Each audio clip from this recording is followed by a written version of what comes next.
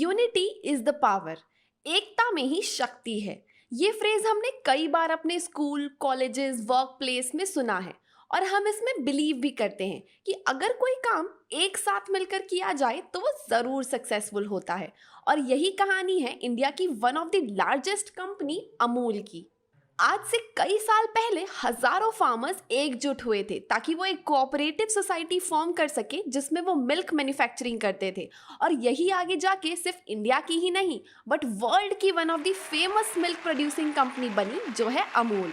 आज से कई साल पहले जब इंडिया पे ब्रिटिशर्स का राज था तब फार्मर्स का बहुत ज़्यादा एक्सप्लॉयटेशन होता था। तब मिल्क प्रोडक्शन की एक ब्रिटिश कंपनी पॉल्सन, जो कि गुजरात के केरा डिस्ट्रिक्ट में थी, उसकी मार्केट में मिल्क प्रोसेसिंग एंड डिस्ट्रीब्यूशन की मोनोपोली थी और पॉल्सन ही मिल्क का मेजर डिस्ट्रीब्यूटर था, जिसकी वजह से फार्मर्स को अपना मिल्क पॉल्सन को ही सेल करना पड़ता था, वो भी बहुत ही कम प्राइजेस पे, जिसकी वजह से फार्मर्स को बहुत लॉस होता था।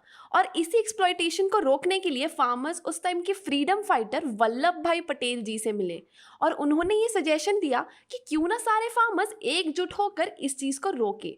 और वल्लभ भाई पटेल जी के इस सजेशन से इंस्पायर्ड होकर उस टाइम के एक फेमस फ्रीडम फाइटर त्रिभुवन दास पटेल जी और मिस्टर वर्गीस कुरियन जी, जिन्हें हम फादर ऑफ व्हाइट रेवोल्यूशन के नाम से भी जानते हैं, इन लोगों ने मिलकर ये डिसाइड किया कि वो पॉल्सन के खिलाफ मार्केट में खड़े होंगे और अपनी खुद की एक कोऑपरेटिव सोसाइटी बनाएंगे जहां पे फार्मर्स के राइट्स को प्रोटेक्ट किया जाएगा और उन्हें पहले प्रायोरिटी दी जाएगी।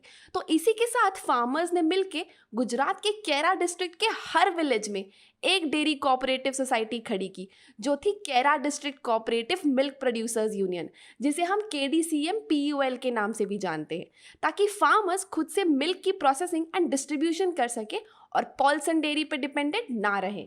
देखते ही देखते उनका ये रिवॉल्यूशनरी स्टेप बढ़ता चला गया और इस यूनिटी के साथ उन्होंने पॉल्सन को मिल्क सेल करना बंद कर दिया, जिसकी वजह से पॉल्सन डूबने के कगार पे आ गई।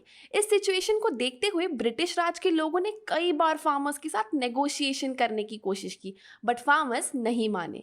इस सिचुएशन को देखते हुए 1970 में इंडिया में व्हाइट रिवॉल्यूशन चलाया गया और फिर Gujarat cooperative milk marketing federation limited GCMMF form हुई, जिससे अराउंड 3.6 मिलियन फार्मर्स जुड़े, वो भी छोटी छोटी कोऑपरेटिव सोसाइटीज के थ्रू।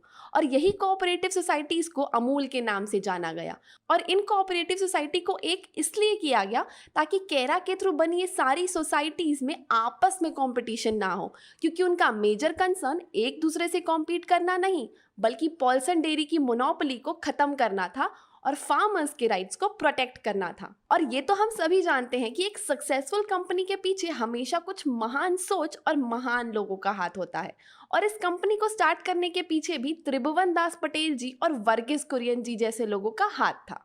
इवन फार्मर्स के इस मूवमेंट में उनका साथ देने के लिए कई सारे फ्रीडम फाइटर्स जुड़े थे, जैसे कि मोरारजी देसाई, वर्गीस कुरियन और त्रिभुवन दास जी पटेल गांव-गांव घूमकर ये देखते थे कि कैसे फार्मर्स की हालत सुधार सकते हैं और कैसे उन्हें एक अच्छी लाइफ दे सकते हैं। वर्गीस कुरियन का अमूल की सक्सेस में बहुत बड़ा हाथ है। इवन उन्होंने ऐसे कुछ मेजर्स अडॉप्ट किए जिससे अमूल को ह्यूज सक्सेस मिली, जिसमें से सबसे पहला स्टेप है इनोवेशन। क्या आप जानते हैं कि अमूल ऐसी पहली कंपनी थी जिन्होंने बफेलो के मिल्क से मिल्क पाउडर बनाना शुरू किया? जी हाँ, इस इनोवेशन के पीछे अमूल का ही हाथ है। इवन उनके यहाँ मिल्क कलेक्शन से लेके प्रोसेसिंग तक सब चीज़ों का प्रोसेस बहुत ही हाईटेक तरीके से होता है, जिसकी वजह से वो बहुत कॉस्ट एफिशिएंट कंपनी है। जहाँ बाकी सारी डेयरीज या FMCG कंपनीज के milk procurement, processing, packaging and distribution channel पे लगभग 30% तक की कॉस्टिंग लग जाती है, वहीं अमूल केवल 20% की कॉस्टिंग पे ये सारी चीज़ें कर लेता है। और क्या आप जानते हैं कि बाकी का बचा 80% का ये क्या करते हैं? वो ये बचा हुआ 80% और किसी को नहीं बल्कि सारे फार्मर्स को डिस्ट्रीब्यूट करते हैं। और ये सब पॉसिबल कैसे है? क्योंकि अमूल हमेशा से ही बहुत ज़्यादा फ्लेक्सिबल है किसी भी न्यू टेक्नोलॉजी को अडॉप्ट करने में। ऐसे ही उनका दूसरा सबसे बड़ा मेजर जो उन्होंने अडेप्ट किया वो था एफिशिएंट सप्लाई चेन। इनका जो मिल्क प्रोक्योरमेंट से सप्लाई तक का जो चेन है वो बहुत ही फास्ट और एफिशिएंट है, क्योंकि ये सबसे पहले विलेज लेवल पे जाके छोटे से छोटे और बड़े से बड़े फार्मर्स से मिल्क प्रोक्योर करते हैं और उसी लेवल पे इसे प्रोसेस करके डिस्ट्रीब्यूट करते हैं। फिर ये आते हैं डिस्ट्रिक्ट लेवल पे, जहां वो मिल्क की और फर्दर प्रोसेसिंग करते हैं, फिर उसे डिस्ट्रिक्ट लेवल पे डिस्ट्रीब्यूट करते हैं और फिर बाकी बचा हुआ सारा मिल्क वो स्टेट लेवल तक ट्रांसफ़र करते हैं, जहां पे इस मिल्क से कई सारे प्रोडक्ट्स बनाए जाते हैं, जैसे कि butter, cheese, ice creams, paneer and और भी बहुत सारे प्रोडक्ट्स। तो इस चेन का फ़ायदा ये है कि ये बहुत ही ग्राउंड लेवल से चालू करते हैं, ताकि एक एक फार्मर्स इसका बेनिफिट ले सके और फिर बहुत ही ह्यूज नेटवर्क के थ्रू प्रोडक्ट्स को लोगों तक पहुंचा देते हैं। अब ये तो बात हो गई मिल्क प्रोसेसिंग एंड डिस्ट्रीब्यूशन की, बट इसी चीज़ में सबसे इम्पॉर्टेंट चीज़ जो अमूल बहुत अच्छे से करता है वो है स्ट्रॉन्ग ब्रांडिंग एंड एडवर्टीजमेंट। इसे तो हम सभी पहचानते हैं और जानते हैं कि इस कार्टून ने अमूल की मास एडवर्टाइजमेंट में कितना बड़ा रोल प्ले किया है। क्या आप जानते हैं कि अमूल की एड्स को इंडिया के Guinness book of world record में शामिल किया गया है for the longest running advertisement campaigns. Amul के सारे ही एड कैंपेन्स को लोग बहुत ही ज़्यादा पसंद करते हैं, जिसकी वजह से उनका कस्टमर इंगेजमेंट काफ़ी ज़्यादा है और यही चीज़ उनकी ब्रांडिंग को बाकी कॉम्पिटिटर्स से ज़्यादा स्ट्रॉन्ग बनाता है। Last but not the least, Amul की सक्सेस का एक और मेजर रीज़न है diverse portfolio of products. Amul अपने इतने सारे प्रोडक्ट्स के थ्रू हर कैटेगरी के लोगों को केटर करता है, चाहे वो छोटे बच्चों के लिए बिस्किट्स, आइसक्रीम या चीज़ हो, या बड़े लोगों के लिए कोई प्रोडक्ट हो, या हेल्थ कॉन्शियस लोगों के लिए लो कैलोरी वाले प्रोडक्ट्स। वो हर किसी की नीड्स को फुलफिल करने की कोशिश करते हैं, जिसकी वजह से उनका कस्टमर बेस काफ़ी ह्यूज है, जिसका फ़ायदा उन्हें मिलता ही है।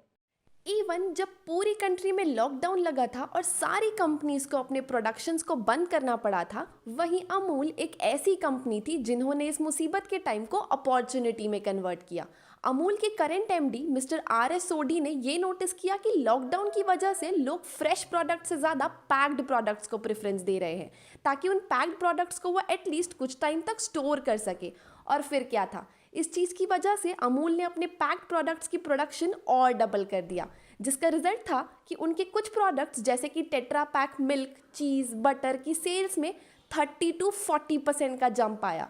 इवन जहां सारी कंपनीज लॉकडाउन के वक्त अपने कॉस्टिंग को हर तरीके से कट करने की कोशिश कर रही थी, वहीं अमूल ने अपनी मार्केटिंग एंड एडवर्टाइजिंग कॉस्ट को डबल कर दिया था। अमूल इंडियन डेयरी कैटेगरी में ऑलमोस्ट हर कैटेगरी में लीडर है, चाहे वो उनके बढ़ते रिवेन्यूज़ हो या उनकी आइसक्रीम्स या बटर कैटेगरी में उनका टर्नओवर, वो हर जगह आगे हैं।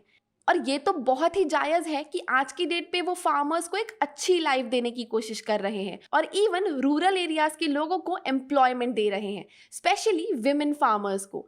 आज की डेट पे अमूल मोर देन 40 कंट्रीज़ में है, जैसे कि United states, China, Japan, Singapore and और भी बहुत सारे। संपूर्ण ईवी सैल्यूट करता है हर उन सामाजिक उद्यमियों को जिनका उद्देश्य सिर्फ अपने लिए व्यापार करना नहीं, बल्कि अपने व्यापार की मदद से पूरे समाज में सामाजिक बदलाव लाना है। जय हिंद।